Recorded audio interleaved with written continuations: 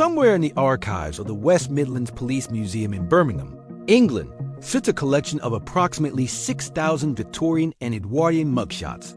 Among them are 4 faces that changed history, not because of what they did, but because of what they revealed. Harry Fowler, Ernest Bayles, Stephen McHickie, Thomas Gilbert.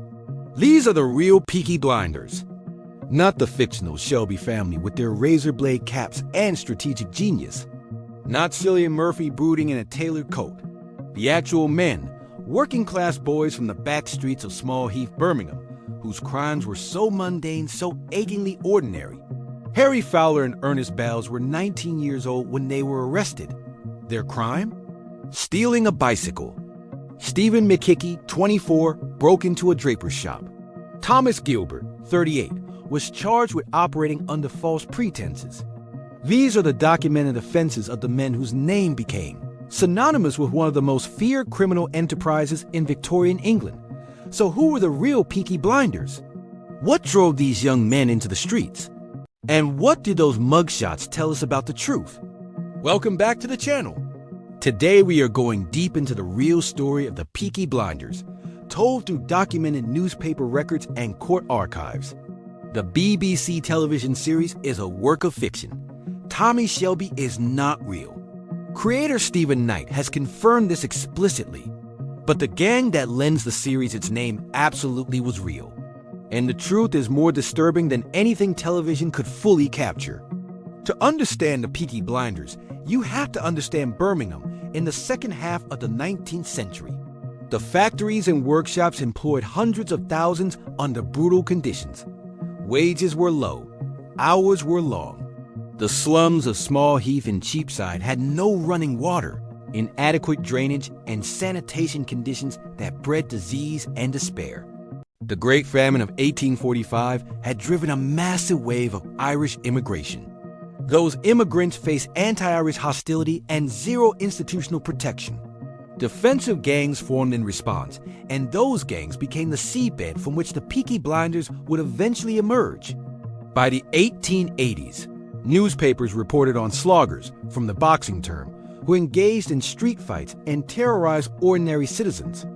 The earliest documented evidence appears in print on March 24, 1890, in the Birmingham Mail, in an article headlined "A Murderous Outrage."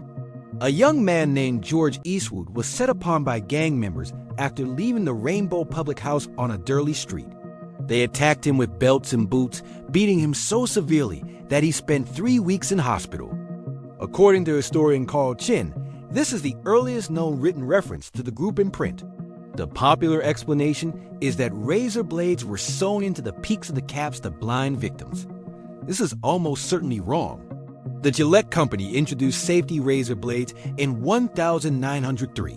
The Peaky Blinders were at their peak in the 1890s. Peaky referred to the peaked flat cap pulled low over one eye. Blinder was Birmingham slang for someone of exceptional style. A blinder was a dapper dresser who stood out through the quality of their clothing. The mugshots in the West Midlands Police Museum confirm this directly. Fowler, Bayles, McHickie, and Gilbert are all photographed wearing tailored jackets, silk scarves, buttoned waistcoats, and bell-bottom trousers. Their flat caps sit at the characteristic angle. These are men who took genuine pride in their appearance, who spent what little money they had on clothing that marked them as figures of consequence. In a world where they had very little power, the real members, the men behind the mugshots. Harry Fowler's story does not end with a bicycle theft. He went on to fight in World War I. Historian Corinne Brazier has documented that Fowler survived 12 hours buried alive following the mortar bombardment.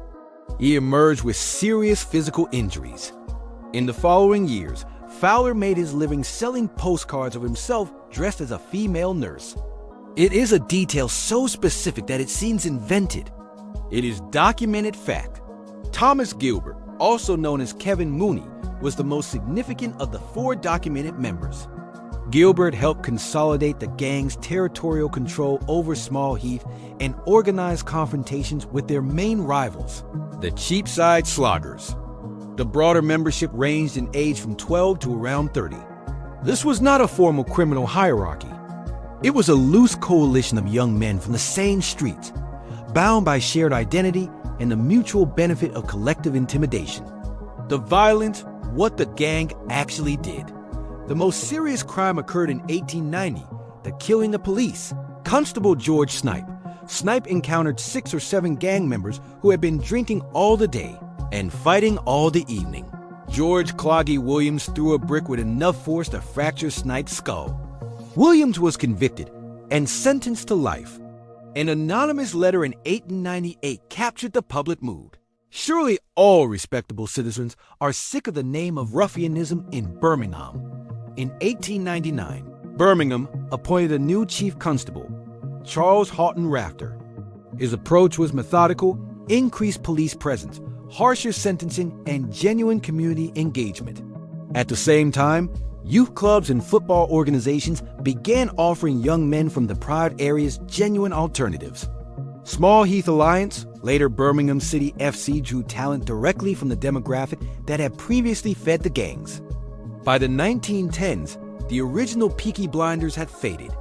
Billy Kimber's Birmingham boys emerged as the dominant criminal force. The real Billy Kimber did not meet a dramatic end. He lived until 1945, dying quietly in a nursing home. The mugshots of Fowler, Bayles, McHickie, and Gilbert tell a story smaller and larger than the legend. Smaller, because these were not masterminds. They were teenagers whose offenses were the mundane criminal record of the desperately poor. Larger, because the world that produced them, Victorian industrial Birmingham, was one of the defining moral failures of the most powerful empire. The Peaky Blinders were a symptom of what happens when an industrial economy extracts everything and gives almost nothing back. Harry Fowler's face staring from a grainy mugshot, the man who survived the trenches, is not fiction. These were real people in a real city. Their story deserves to be told honestly. If this video gave you insight into the real history, subscribe right now. Turn on notifications and share this with every fan.